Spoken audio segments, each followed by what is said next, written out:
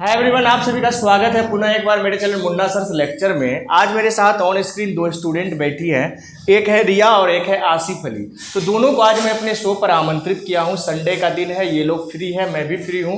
तो एक टॉपिक पर जो है मैं इन बच्चों से बात करने वाला हूं। टॉपिक ये है कि आज का युवा अपने करियर को लेकर के कन्फ्यूज है या कॉन्फिडेंट है। इस पर हम इन बच्चों की राय जानेंगे कि ये बच्चे क्या सोचते हैं, क्योंकि ये भी अपने करियर बनाने के दौर से अभी गुजर रहे हैं। तो क्या इनका एम है, कहाँ पहुंचना चाहते हैं, क्या क्या डिफिकल्टीज इनके लाइफ में आई है या आ रही है, इन सब के बारे में आज हम जानेंगे। तो सबसे पहले आसिफ, आपका स्वागत है मेरे चैनल पर, और रिया आपका भी स्वागत है मेरे चैनल पे। तो आसिफ, मैं आपसे स्टार्ट करना चाहूँगा कि क्या सोचते हैं आप आज के युवा के करियर के बारे में। Good morning, sir. Good morning. According to my point of view, the youth of India is confused and confident, but at same time confused because our education system and society, they are made confused by parents and society. Especially after 10th and 12th, they are not able to decide his decision for her life. Or I say one example, if a person want to make a career in sports and he loves in sports and is interested in sports, but his parents not allowed to in sports because his parents not allowed, and they are forced to do what they don't want to do. And this is my opinion, and I can explain in Hindi because some student not understand and some person not understand बिल्कुल, आप हिंदी में बताइए, आपका answer बहुत अच्छा लगा हमें। आज के युवा जो हैं वो कंफ्यूज हैं और कॉन्फिडेंस भी हैं अपने करियर को लेकर। उसके ऊपर सबसे बड़ी उसकी जो ये है कि वो सोसाइटी और पेरेंट्स की वजह से कंफ्यूज होते हैं। समटाइम्स सोसाइटी बोलती है आपका बच्चा ये कर रहा है, वो कर रहा है, और उस वजह से वो कंफ्यूज हो जाते हैं। और पेरेंट्स की वजह से भी कंफ्यूज होते हैं। पेरेंट्स कहते हैं कि नहीं तुम डॉक्टर बनो, और उनका इंटरेस्ट म्यूज़िक में होता है यार, और इंजीनियरिंग में होता है, तो इस वजह से भी वो कंफ्यूज हो जाते हैं। इसलिए मैं पेरेंट्स से एक ही विनती करना चाहता हूं, अगर आपके बच्चे जिस चीज़ में आप इंटरेस्टेड हैं उस फील्ड में उसको आगे बढ़ने दीजिए और उसको सपोर्ट कीजिए। ये मेरा ओपिनियन है। आसिफ, एक बात हमें और बताइए कि जब आपने पेरेंट्स का जिक्र किया, अपने समाज का जिक्र किया, तो अगर समाज जो भी बात बोल रहे हैं, पेरेंट्स जो भी बात बोल रहे हैं, उस पर बच्चे का क्या रिएक्शन होना चाहिए? अगर मान के चलिए कि इस तरीके का कोई भी सिनेरियो आपके फैमिली में क्रिएट हो, आपके समाज में हो, तो आपका क्या रिएक्शन होगा? जैसे अभी आप क्या करना चाहते हैं? मैं इंजीनियरिंग करना चाहता हूँ। आप इंजीनियरिंग करना चाहते हैं। अगर आपके फैमिली आपको बोले कि आपको डॉक्टर बनना है, आपके समाज बोले कि आपको लॉयर बनना है, तो आपका क्या रिएक्शन होगा? मेरा रिएक्शन यही होगा, बट मुझे उस चीज़ में इंटरेस्ट नहीं है, बट मैं उस चीज़ को कर लूँगा अगर समाज और पेरेंट्स के प्रेशर में, बट उस चीज़ में मुझे रुचि कभी भी नहीं रहेगी।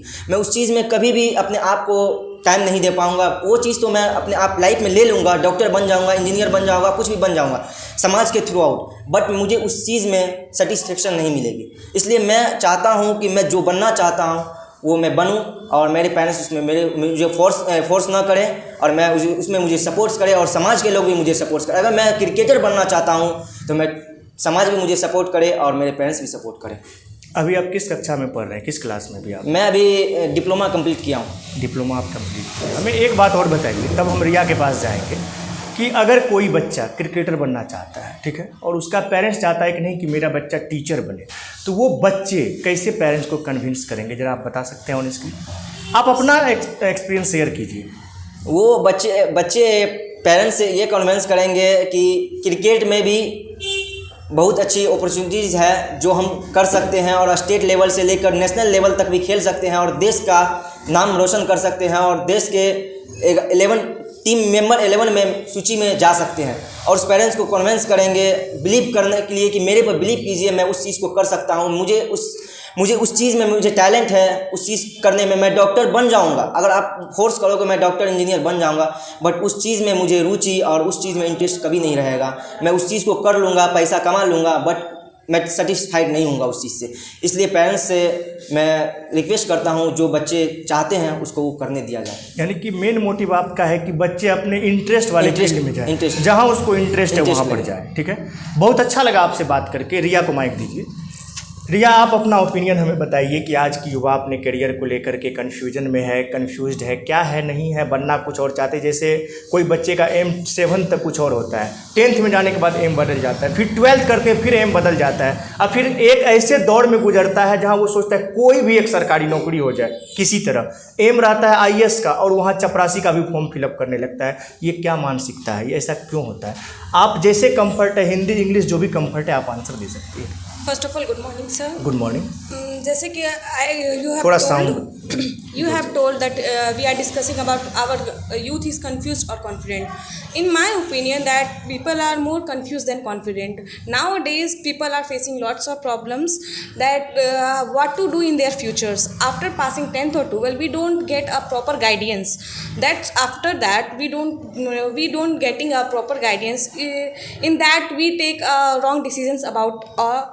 I will take my example. In 10th, I want to be an lawyer, but that time I was taking interest in other fields also.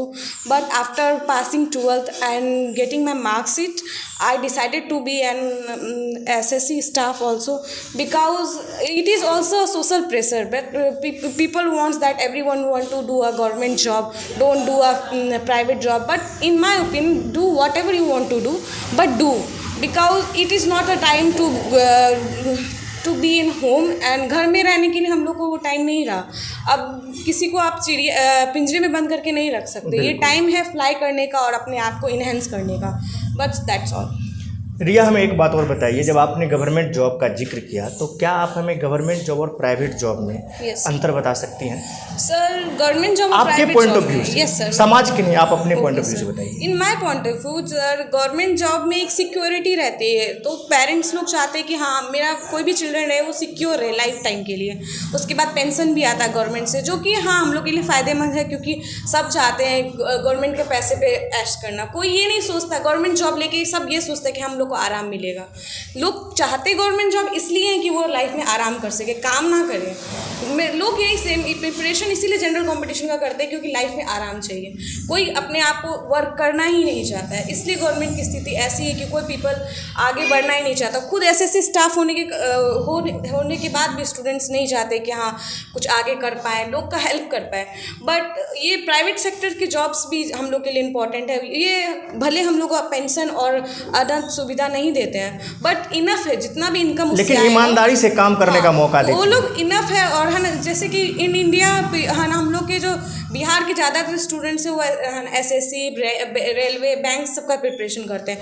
But out of India हम लोग देखेंगे कोई इसके पीछे नहीं भागता, कोई जनरल कंपटीशन के पीछे नहीं भागता। सब प्राइवेट कंपनी को ज्वाइन करते हैं, क्योंकि वो लोग अपने आप को बस इन्हेंस करना चाहते हैं, खुद के एक्सपीरियंस को बढ़ाना चाहते हैं। तो यही है सर, आजकल प्राइवेट जॉब भी बहुत इंपॉर्टेंट है मेरे हिसाब से, क्योंकि मुझे लगता है कि प्राइवेट में भी बहुत सारे हम लोग को अपॉर्चुनिटीज़ मिलेंगे।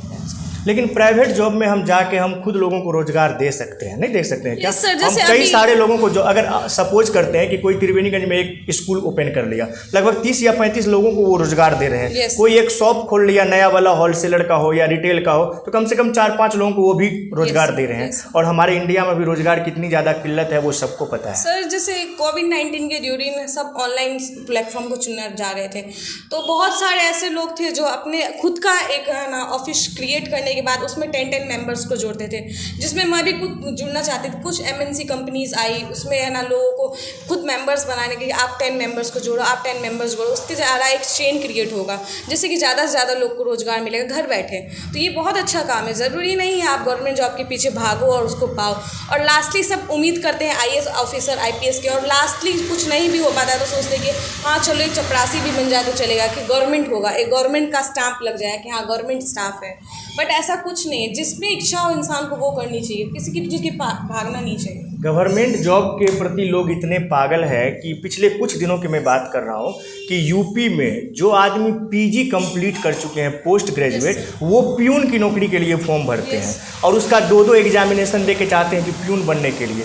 मतलब ये इस तरीके से देखा जा सकता है कि क्रेज कितना ज़्यादा है गवर्नमेंट का टैग लगने का। भले ही वो प्यून 10,000 की जॉब है, आप प्राइवेट सेक्टर में 50,000 कमा रहे हैं, लेकिन लोग उसके पीछे बहुत ज़्यादा भागते हैं। आसिफ को माइक दीजिए। आसिफ, हमें ये बताइए कि आप क्या बोले, आप क्या बनना चाहते हैं? इंजीनियर। इंजीनियर बनना चाहते हैं। इंजीनियर क्यों बनना चाहते हैं, इसके पीछे कुछ आप बता पाएंगे हमें?